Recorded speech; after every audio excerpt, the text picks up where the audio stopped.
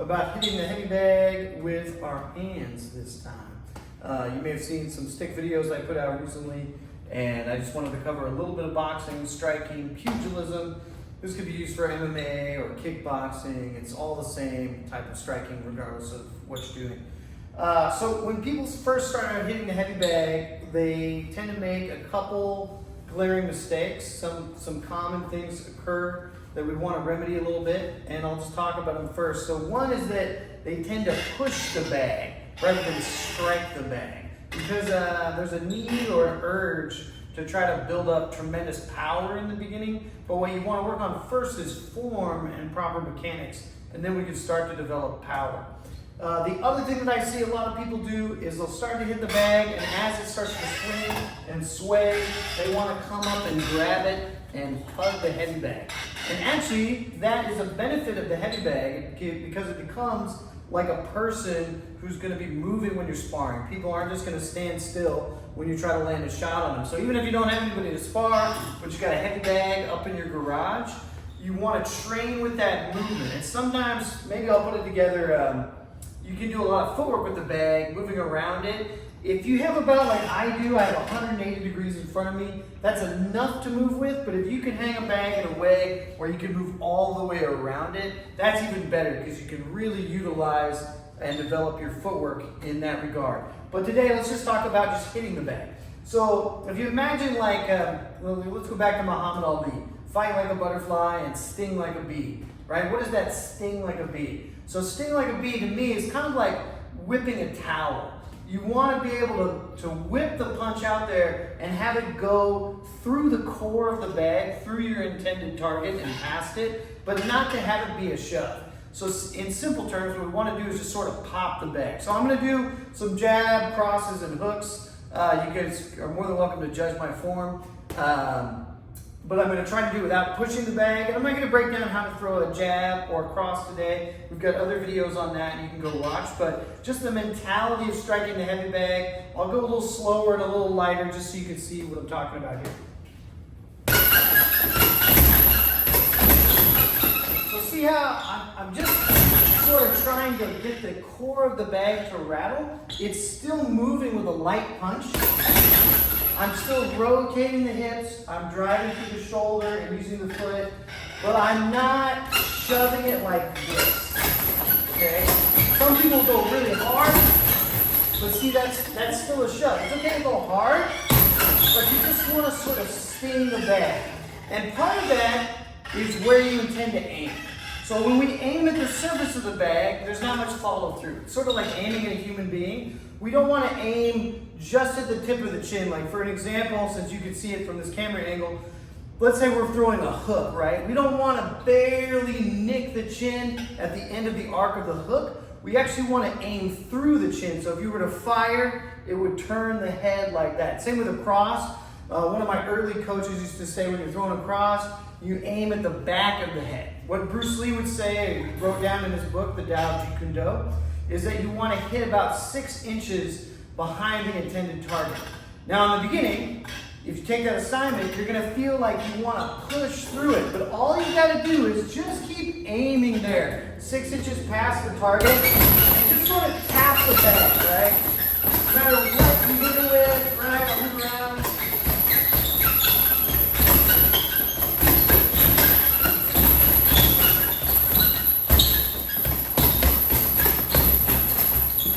My hands are up, I'm trying to keep my form clean, so it's less about just doing sheer battle with the bag and like everything we talk about. It's about developing form and mechanics and some accuracy, and then of course there'll be plenty of time to develop power. Like a simple drill is just do a cross, come back, another cross, go. Yeah, and see I'm still getting that quarter rattle, and you would just set the timer and do that for 2 or 3 minutes, just firing crosses. If you want to develop power, you can do the same thing with a jab, do the same thing with a hook, or you can do combination work too. And so I'm trying to move around, I'm keeping my hands up. Let's go to the body just so I can talk to you a little bit. But see how I'm just sort of snapping the bag, right?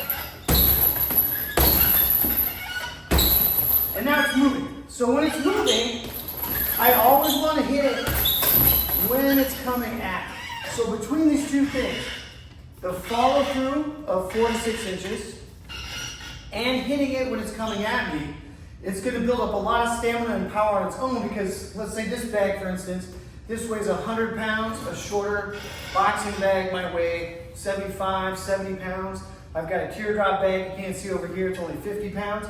But I still have that weight, whatever it is, coming back at me. And rather than hug or shove it or hold it, just do some straights, even if it's super light. See, I'm going to take swing off of it every time it comes at me. Now I can really start moving around, right? And that way you're going to develop that fluidity with the bag, and it just becomes like obviously it's a great workout, but it just becomes a way of play.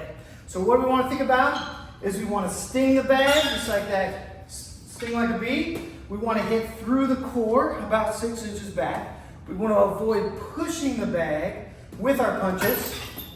And we never ever want to approach the bag and try to hold it or stop it. A good rule if you're doing Muay Thai is anytime you find yourself wanting to hold the bag, make sure to deliver some knees to the bag. Or maybe you're working on takedowns, so you hold, kind of imagine like a single leg or turning out to the rear, that kind of thing. But get away from this practice of just holding for the sake of keeping it still. Because again, you want to use that movement to improve yourself, improve your mechanics, rather than just set the bag up for a free, easy target that you can hit. Because whether you're in MMA or boxing or kickboxing or Jeet Kune Do, when you strike people, they're going to be moving around. And it creates a real dynamic layer to the heavy bag where you're pretty close to sparring, obviously without anything coming back to you. But a pretty famous fighter, Roy Jones Jr., he said that 90% of what he did in training camp was bag work. He hardly ever sparred. And then you have people that they go the other way. They spar almost 99, 100% of the time, and they hate hitting the heavy bag. And it's just really what attributes are you after to develop? What do you enjoy doing? If you can park yourself, turn on some music, and hit this for a half hour, 3 or 4 times a week, you're going to be in phenomenal shape in no time. But some people just think they don't enjoy running or they don't enjoy skipping rope. They just don't want to approach the heavy bag that way. But some things like running, they're challenging in the beginning. We're not that fond of them, but then it becomes something we look forward to. Like, oh, I got my daily run. I'm going out every morning at 6 a.m. Daily heavy bag practice can be just like that. It can be something that you look forward to and really incorporate in your practice. And if you're going to classes like we offer here at River City Warriors, we don't teach heavy bag classes. It's not an aerobics gym, right? It's a competition, self-defense based academy. And so our classes are with partners, doing time and sparring every day, working with one another.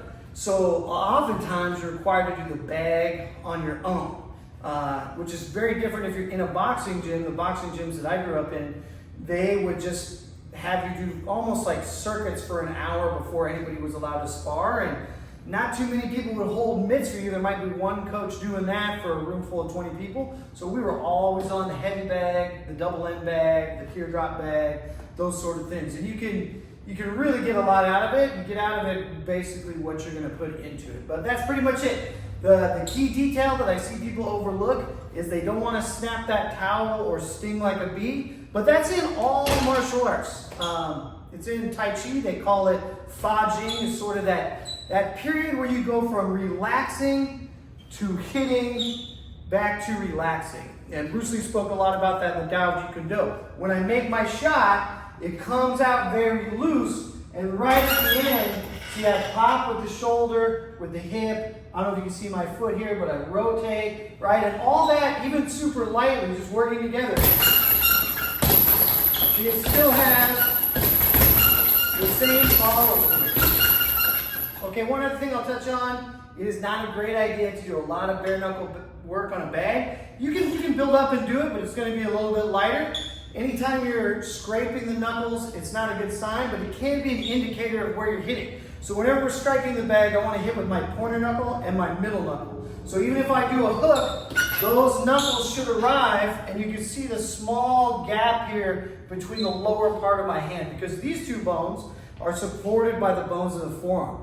The pinky is not. In fact, a lot of times in boxing, we can miss and you can land on the pinky and get what's called a boxer's fracture. And it's just because those little bones at the end of the hand are not supportive for what we're trying to do. Okay, but I'm loose and I want to hit right when I land. That's that fajing. That's that end of relaxation, closing the muscle, and then immediately you got to relax again.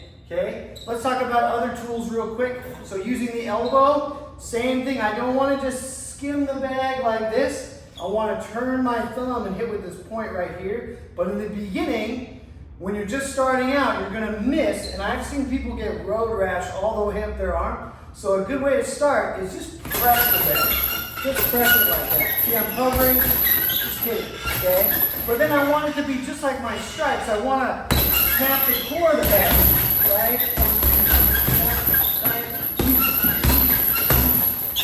But I'm not ripping it through.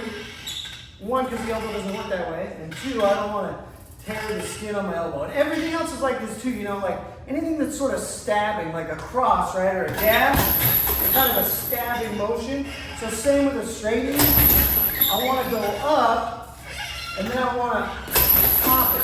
But you can see just about everything incorporates the same mentality of being relaxed, piercing through the target about 5 to 6 inches, but not shoving it. So from this, I think you can deduce a lot of things for your own practice. You can start hitting the heavy bag. If you don't have gloves, slaps are a good tool. So open-handed slap. One thing to remember with the slap is you don't want to change the form. So if my hook is nice and horizontal like this, I don't want my slap to have the elbow down. I want to slap with my arm up, right? Both sides. And I can use the palm of my hand, or it could be a forearm.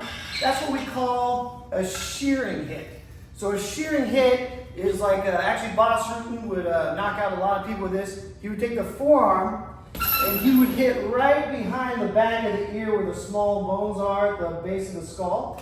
And you can hit it like that. And then a shearing hit is when I throw a jab or a cross, but I'm trying to shove it with a forearm. Okay? And that's a tactic used for manipulating the body. Sometimes people think you're missing, like they slipped the punch, but you're actually going to catch them with the forearm so that you can hit them with something else.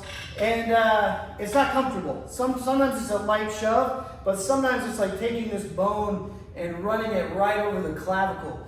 Like if you do the Thai clinch, a lot of times people think we grab like we're hugging, again, hugging the bag. But the grab is just like a jab. You see my elbow is down, so my elbow should ping that collarbone and buckle someone a little bit as I grab them. And then the point of the elbow is going to be on the clavicle. I'll grab a body and I'll try to demonstrate that a little bit. It's kind of a lesser known thing, more of a dirty boxing, Jeet Kune Do thing than standard Western boxing. But I think we've got a lot of great ideas in here. So even if you're going barehanded, you don't have to hit with a ton of power as long as you do what? You get that pop, right? Just pop the bag a little bit. One last trick. Now that I've hit the bag, I remember. When you hit the bag, it has a recoil, kind of springs back, and it comes back to wherever the center of the chain is. That's like a person. When you hit a person in the head, what happens is you hit, they get spun, they come back to center. So it doesn't matter if it's a hook, if it's a straight, what's going to happen? Head's going to go back, it's going to come back to center. So the bag can kind of help you develop timing of hitting the head. The head goes away, I want to bounce the next shot with my right and bounce the next shot. Because knockout power can be, we think of it as one punch, but if we think of combination work, a great knockout that comes from combinations is because the head is pinching the nerve here in the back, going up. Maybe I got hit with a straight right. And then when I come back down, the head is turned horizontal this way. Maybe that didn't do it, and I come back and my head is turned this way. And all that turning hits different nerves in the base of the neck. And eventually the computer just needs a hard reset for a second. So many of us, like myself, you know, I'm only 170 pounds. I should be maybe 10 pounds lighter. I don't have tremendous knockout power. I never did, but I could knock somebody out with a combination. And I think some of those people are some of the most exciting fighters, like Bud Crawford. He's moving his way up the middleweight division right now in boxing. Fantastic, maybe the pound for pound best boxer out there. He doesn't have one punch knockout power, but he has a record of almost 40 knockouts because he's done such great combination work. So I'll go light since I don't have gloves on, but see, 1, 2, 3, 4. And keep the chin down. See guys, I'm bouncing the end of that bag into the next shot. All right, so I'm trying to work and develop a little bit of timing with the heavy bag anyway. So hope you guys had fun with this. Let me know what your results are. Send me a video of you hitting the heavy bag, and we can see what we can do. Maybe we can help tune it up a little bit and just see a different perspective. It's always great to have on the channel. We always appreciate everybody who stops by to watch River City Warriors. All right, catch you next time.